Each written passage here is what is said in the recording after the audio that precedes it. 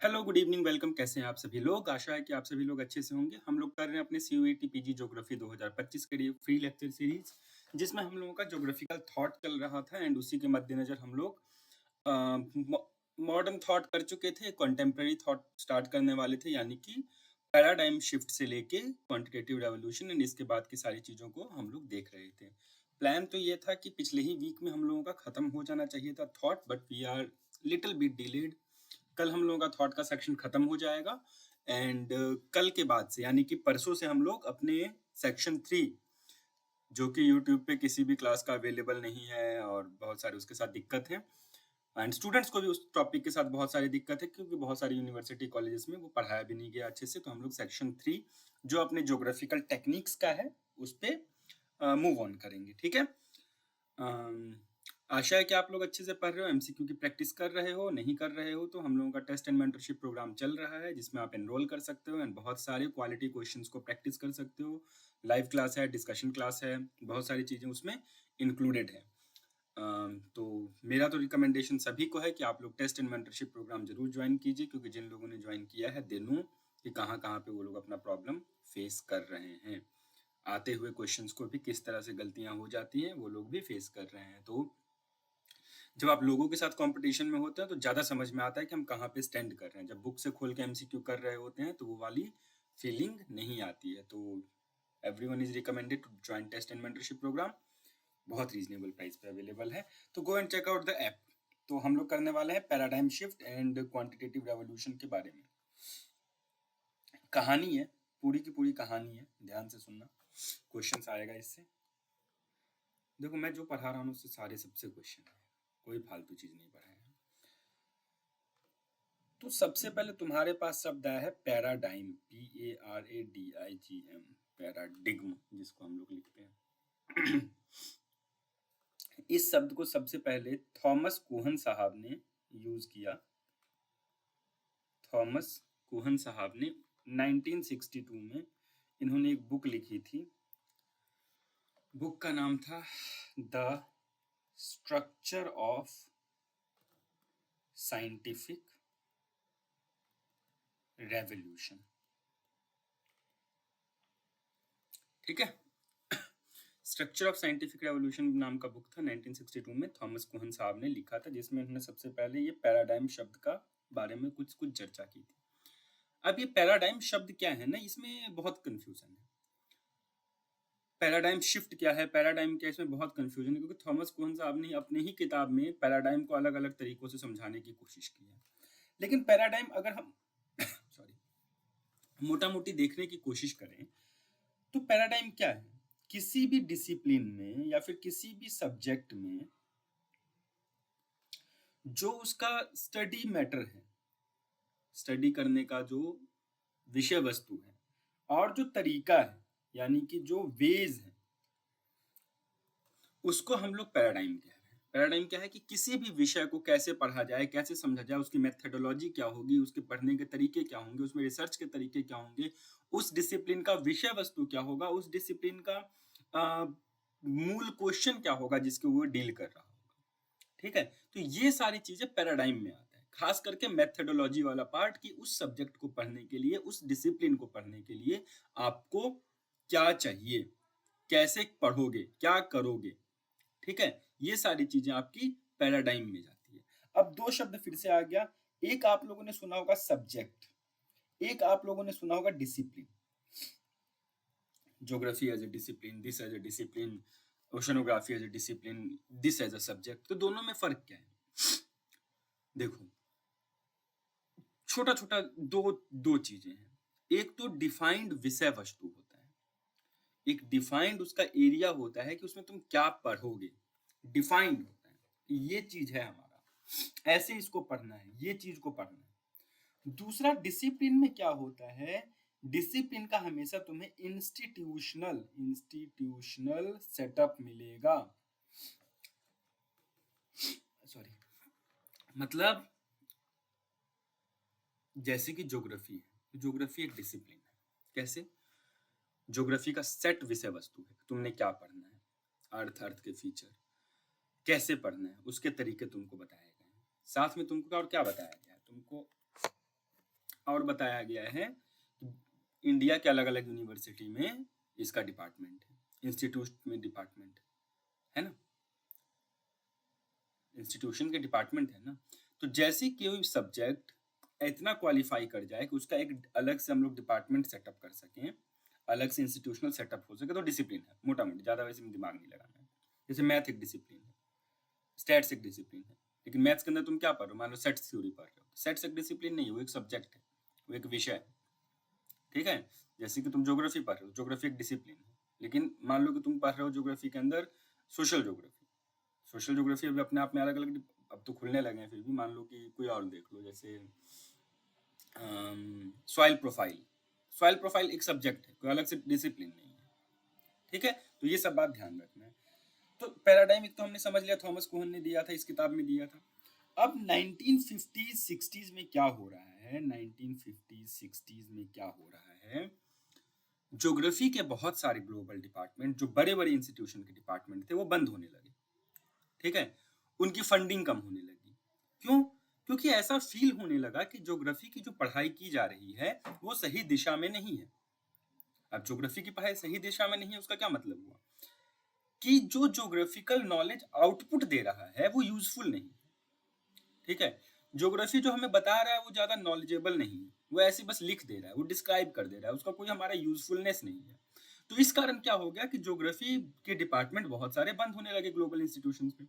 दूसरी चीज, आप इनिशियल फेज से ही देखो तो जो बड़े ज्योग्राफर्स थे, जो बड़े स्कूल्स की हमने बात की, उनका मेन फोकस कहाँ जा रहा था, उनका मेन फोकस आ रहा है description, description of earth, description of earth, analysis of earth, description of earth, interrelationship of earth. तो डिस्क्रिप्शन डिस्क्रिप्शन डिस्क्रिप्शन डिस्क्रिप्शन, तंग आ चुका था ग्लोबल एकेडेमिया इस तरह की बातों से। तो ज्योग्राफिक इंस्टीट्यूशनल फंडिंग कम होने लगी थी, एज ए डिसिप्लिन एक बहुत बड़ा उसको चैलेंज था, ठीक है। तो ज्योग्राफी के लिए कि फिर से डार्क फेज जैसा समय आने लगा था, डार्क फेज जैसा कुछ कुछ लग रहा था। फिर आता है क्वांटिटेटिव रेवोल्यूशन। इससे पहले आगे बढ़ते हैं तो सबसे पहले एक T.W. फ्रीमैन ने किताब लिखी थी, 100 ईयर ऑफ ज्योग्राफी, ठीक है। किसने लिखी थी, ठीक है। तो ये T.W. फ्रीडम क्यों है यहाँ पे, फ्रीमैन है।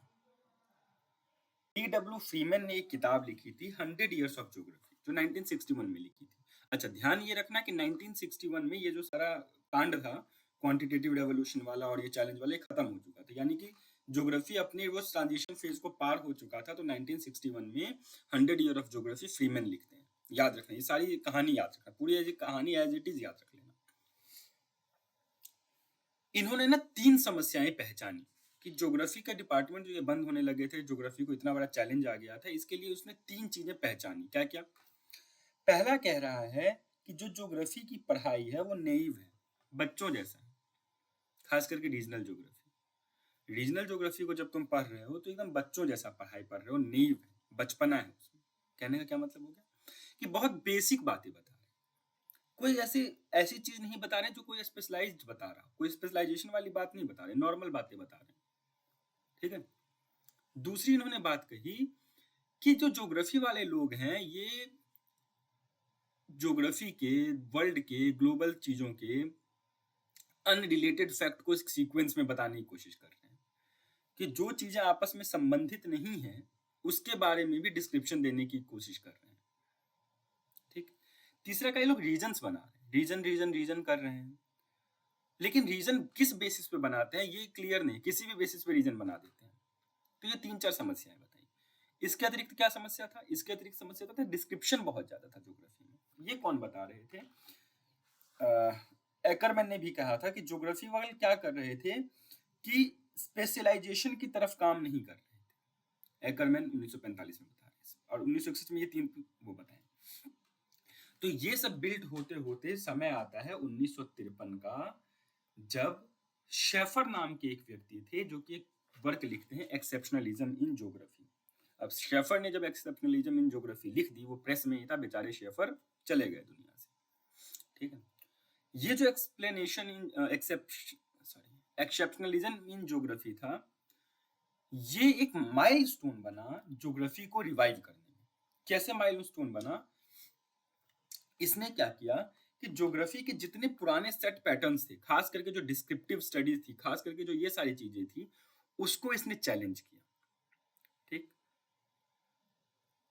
उसने जो ज्योग्राफी का बेस था आपका एक्सप्लेनेशन को ही उसने तोड़ा। और इससे सबसे ज्यादा प्रभावित कौन हुए? हार्टशन भाई साहब हमारे, ठीक है। हार्टशन भाई साहब ने पहली किताब लिखी थी nature of geography, nature of geography. ये इसमें डिस्क्रिप्शन की बात कर रहे थे बहुत सारा। तो एक्सेप्शनलिज्म इन ज्योग्राफी पब्लिश हुआ किसमें? एएजी में पब्लिश हुआ। एएजी क्या है? एएजी है अमेरिकन एसोसिएशन ऑफ ज्योग्राफर्स। तो एनल्स ऑफ एएजी, जो एएजी का रिसर्च जर्नल था, उसमें इनका ये पेपर पब्लिश हुआ, प्रेस में था, तभी मर गए। क्या इन्होंने बातें कही? इन्होंने 2-3 बातें कही। पहला इन्होंने कहा था कि ज्योग्राफी को भी साइंटिफिक पॉजिटिविज्म, वैज्ञानिक प्रत्यक्षवाद की तरफ बढ़ना चाहिए। एक्सप्लेनेशन से ऊपर उठ के किसकी तरफ बढ़ना चाहिए? वैज्ञानिक प्रत्यक्षवाद, साइंटिफिक पॉजिटिविज्म की तरफ बढ़ना चाहिए, ठीक है। दूसरी इन्होंने बात कही कि ज्योग्राफर्स को लॉ फॉर्मुलेशन की तरफ ध्यान देना चाहिए, नियम बनाना, सिद्धांत बनाने की तरफ ज्योग्राफी का ध्यान देना चाहिए, खास करके जो स्पेशल डिस्ट्रीब्यूशन की बात कर रहे हो उससे संबंधित बनाने में, ठीक। तीसरा इन्होंने कहा कि इंटरडिसिप्लिनरी, अब डिसिप्लिन तुमको पता है क्या है? एक डिसिप्लिन दूसरे डिसिप्लिन के साथ कोरिलेट करके, कोलैबोरेट करके काम करे, यानी इंटरडिसिप्लिनरी काम होना चाहिए। ये 3 बातों पे किसने? शेफर भाई साहब ने फोकस किया। अब इससे क्या हुई? हार्टशॉन जो एक एस्टैब्लिश ज्योग्राफर थे, उनकी सत्ता चैलेंज हुई। जो उसकी एक्सेप्ट ये सब बातें उन्होंने कर रहे थे, उसकी सत्ता चैलेंज हुई। जो इन्होंने हार्टशॉन ने इनिशियल कॉन्सेप्ट्स दिए थे एक्सप्लेनेशन इन ज्योग्राफी के बारे में और डिस्कशंस दिए थे, उसको चैलेंज मिला।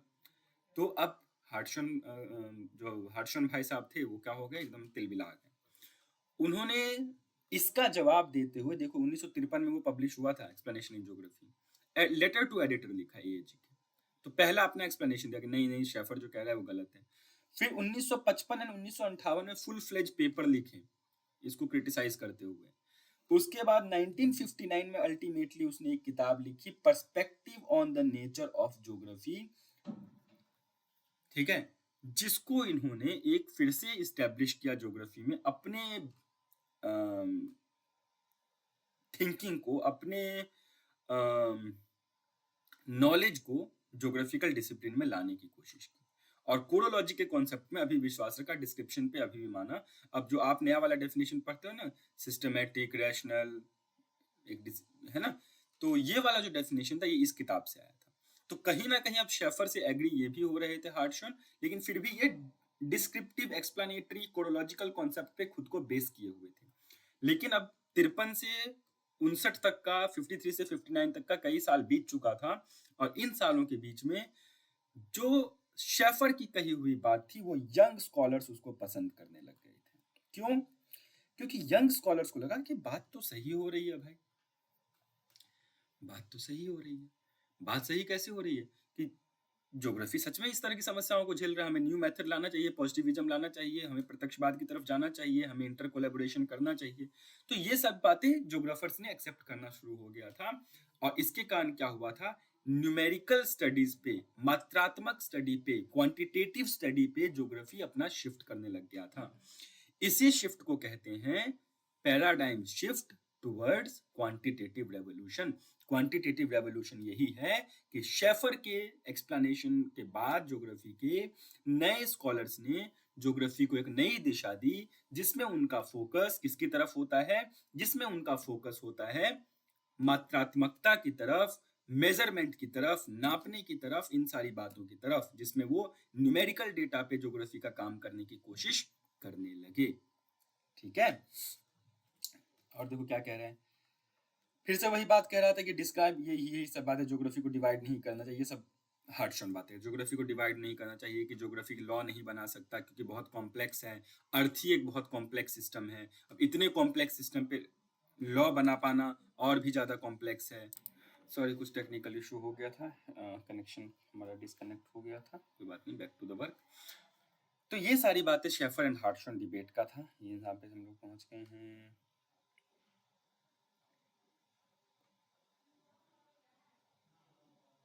ओके, तो इसके बाद क्या होता है, बहुत सारे स्कॉलर्स काम करना शुरू करते हैं मात्रात्मकता की तरफ, क्वांटिफिकेशन की तरफ, और जिसके बाद फिर ज्योग्राफी में एक नया डायमेंशन आता है। जॉनस्टन क्या कह रहे हैं, अब ये सब कुछ एक्सप्लेनेशन लिखा हुआ है। जॉनस्टन क्या कहते हैं, जॉनस्टन ने एक बड़ी अच्छी बात की, कह रहे हैं कि हार्टशन जो था ये समझता था कि ज्योग्राफी क्या है, जो ज्योग्राफर्स ने बनाया है, लेकिन शेफर, देखो क्या, जो हार्टशन था वो पीछे देख रहा था, कि कह रहा था कि जो ज्योग्राफी को इतने सारे स्कॉलर्स ने, इतने सारे ज्योग्राफर्स ने बनाते हुए आया है, वही ज्योग्राफी का मूल है। लेकिन शेफर फ्यूचर देख रहा था, शेफर कह रहा था कि ज्योग्राफी क्या होगा, क्या था वो तो बीती बात है पुरानी, जो आगे क्या होगा ज्योग्राफी के साथ, उस पे हमें फोकस करना चाहिए। ये दो डिफरेंस था, मेजर डिफरेंस हार्टशन एंड शेफर के बीच में, जो कि जॉनस्टन ने बताया था। ठीक है, तो ज्योग्राफी वही थ्योरेटिकल फोकस होना चाहिए, स्पेशल साइंस होना चाहिए, सब फालतू बातें। अब ये कुछ इंपॉर्टेंट वर्क है जो कि आता है आपके क्वांटिटेटिव रेवोल्यूशन की, जब हम लोग बात करते हैं, मात्रात्मक क्रांति की जब हम लोग बात करते हैं, तो कैसे बदलता है उसके बारे में हम लोग बात कर रहे हैं, जिसमें कुछ इंपॉर्टेंट किताब आता है, जैसे जेक्यू स्टीवर्ट का नाम याद रखना, social physics and towards a geography of price. फिर क्वांटिटेटिव थ्योरी, इन सब में हैगरस्ट्रैंड के, उसमें जब हैगरस्ट्रैंड ने टाइम स्पेस रिलेशन पे काम किया था, तो हैगरस्ट्रैंड ने क्वांटिटेटिव रेवोल्यूशन स्वीडन में आया। फिर बंजी ने थ्योरेटिकल ज्योग्राफी लिखा 1962 में। शॉर्ले एंड हैगट ने frontiers in geography, teaching and models in geography लिखा 1965 एंड 1967 में। ये सारी जो किताबें थी, ये सारी किताबें क्वांटिटेटिव रेवोल्यूशन की तरफ इशारा करती हैं। फिर एकरमैन का किताब है जो 1958 में लिखा गया था। ये देखो, ये वही टाइम है जब क्वांटिटेटिव रेवोल्यूशन चल रहा था। तो geography as a fundamental discipline Ackerman ने लिखा। इसमें इसने एक कुछ मध्यम मार्ग वाला बात किया था। ठीक है, कहा था कि पहली बात तो ज्योग्राफी में लॉ मेकिंग करना बहुत मुश्किल है, नहीं हो सकता। जो शेफर कह रहा था लॉ मेकिंग होना चाहिए, इस पे इसने थोड़ा आघात किया कि नहीं, ये मुश्किल है। फिर कह रहा है कि ज्योग्राफिकल रिसर्च जो है वो ब्लॉक बिल्डिंग करेक्टर है, ज्योग्राफिकल रिसर्च से तुमको बाकी डिसिप्लिन के स्टडी के लिए कहीं ना कहीं बेस प्रोवाइड होता है।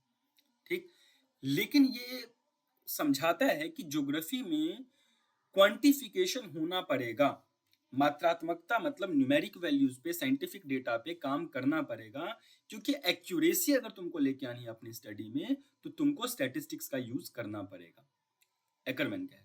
तो स्टैटिस्टिक्स का जैसे यूज स्टार्ट होता है, तो यही वाला जो काम है कि जो डिस्क्रिप्शन से पीछे देखते हुए हम लोग फ्यूचरिस्टिक सोच रखते हुए ज्योग्राफी में रीजन और इन सबको समझने के लिए डेटा को ले आए एंड स्टैटिस्टिकल मेथड का यूज करके अब हम लोग आगे बढ़ने लगे, तो क्वांटिटेटिव रेवोल्यूशन इसी का कहा जा रहा है। यही क्वांटिटेटिव रेवोल्यूशन है, मात्रात्मक क्रांति है। तो मात्रात्मक क्रांति का उद्देश्य क्या था, भूगोल में कहीं ना कहीं नियम बनाना, भूगोल में एक्सप्लेनेशन को कम करना, भूगोल को ब्लॉक बिल्डिंग करेक्टर ऑफ बाकी डिसिप्लिन के लिए बनाना, एंड स्टैटिस्टिक्स का मैक्सिमम यूज करना, ताकि तुम रीजन को, ताकि तुम एरिया को समझ सको। ठीक है, यही क्वांटिटेटिव रेवोल्यूशन था। और भी कुछ किताबें हैं और वर्क है। अब क्या ज्योग्राफी में पहले से क्वांटिफिकेशन नहीं हो रहा था?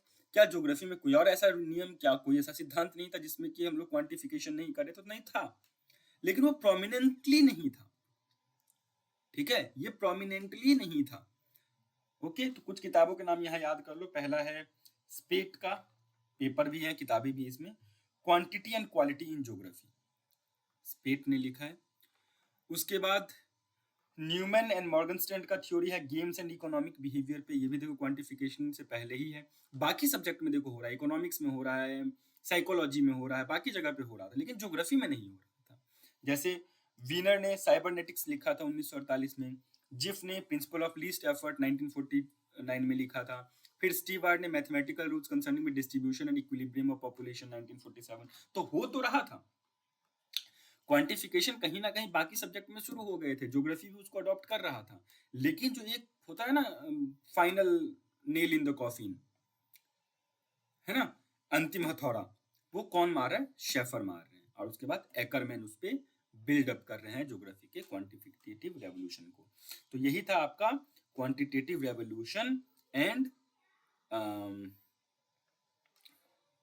शेफर एंड हार्टशन का डिबेट। अब इसमें देखो मैंने बहुत सारी बुक्स के बारे में बताया, बुक्स का नाम बताया, टॉपिक्स बताए, तो ये बुक्स आपको पता होना चाहिए, याद होना चाहिए। इस पे मैच द कॉलम वगैरह आ जाएगा, किसी भी स्कॉलर का नाम देके पूछ लेगा किससे संबंधित है। ठीक है। तो जैसे कि तुमने अभी क्वांटिटेटिव रेवोल्यूशन किया, तो क्वांटिटेटिव रेवोल्यूशन के बाद क्या होता है, लोगों को लगता है यार सब कुछ को क्वांटिफाई तुम नहीं कर सकते, इमोशंस को क्वांटिफाई तुम नहीं कर सकते। इंसान हमेशा इकोनॉमिक को देख के, स्टैटिस्टिक्स को देख के डिसीजन नहीं लेता है, बाकी चीजों को भी ध्यान में रखता है।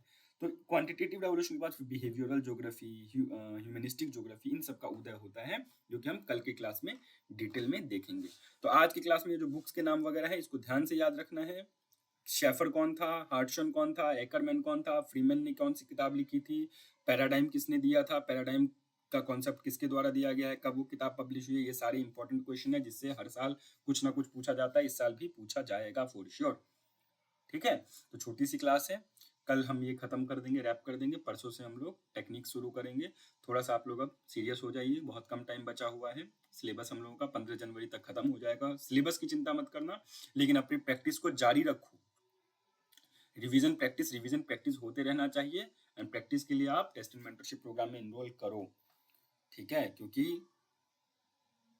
आप ऐप पे जाओ, कुछ फ्री क्वेश्चंस भी दिए हुए हैं, देखो अच्छे क्वेश्चंस हैं, और टेस्ट एंड मेंटरशिप में तो और भी अच्छे क्वेश्चन है। बाकी जो बच्चे टेस्ट एंड मेंटरशिप में, कमेंट करके जरा बता देना इसके नीचे, तुम लोग कमेंट सब करा किया करो, थोड़ा मतलब कमेंट करके बताया करो, हमें भी अच्छा लगता है, एंड हम लोग बाकी स्टूडेंट्स तक भी पहुंच पाएंगे जो कि प्रिपरेशन कर रहे हैं। तो इसी के साथ आज की क्लास को हम लोग एंड करते हैं। बहुत छोटा सा क्लास है, देखो एकदम समझाने वाली बात है, तुम लोग समझ गए हो, नहीं समझ में आया तो कमेंट करो। आज किसी ने मुझको मैसेज कमेंट में लिखा था कि एवरेज स्टूडेंट हैं एंड कैसे तैयारी करें, समझ में नहीं आ रहा। एवरेज स्टूडेंट क्या होता है यार? तुम्हारे पास कंटेंट है, तुम्हारे पास बुक है, तुम्हारे पास यूट्यूब लेक्चर है, तुम्हारे पास टेस्ट एंड मेंटरशिप प्रोग्राम है, एवरेज क्या है इसमें? कुछ एवरेज स्टूडेंट नहीं है। अपने आप को तुम कम आंक रहे हो, अपने आप को कम समझ रहे हो। अपने आप को कम समझना है तो फिर तो कुछ नहीं हो सकता। मैंने एक वीडियो बनाया था पिछले 1-2 महीना पहले, what not to do in CUET PG preparation, जाओ उसको दोबारा देखो। जिनको ये लगने लगता है कि मेरे से नहीं होगा, बहुत ये है वो है, तो उस वीडियो को वीक में एक बार देख लिया करो, सेम ही बातें सुनने को मिलेंगी, वही बात मैं दोबारा करूंगा। ठीक है, और फिर भी तुमको लग रहा है तो ऐप पे जाओ, ऐप पे चैट का ऑप्शन है, वहां पे मैसेज ड्रॉप कर दो, मेरे तक वो फॉरवर्ड कर दिया जाएगा, मैं वो देख लूंगा, उस पर तुमको रिप्लाई कर दूंगा। ठीक है, बात भी कर लेंगे, कोई दिक्कत नहीं है, बट तुम पढ़ो, बस पढ़ो, प्रैक्टिस करो। ठीक है, चलो थैंक यू सो मच, मिलेंगे हम लोग कल की क्लास में। अपना ध्यान रखिए, अच्छे से पढ़ते रहिए, मौसम चेंज हो रहा है, बीमार हो रहे हैं, हम भी हो गए, आप लोग मत होना, क्योंकि आप लोगों का एग्जाम है। अपना ध्यान रखिए। थैंक यू, जय हिंद।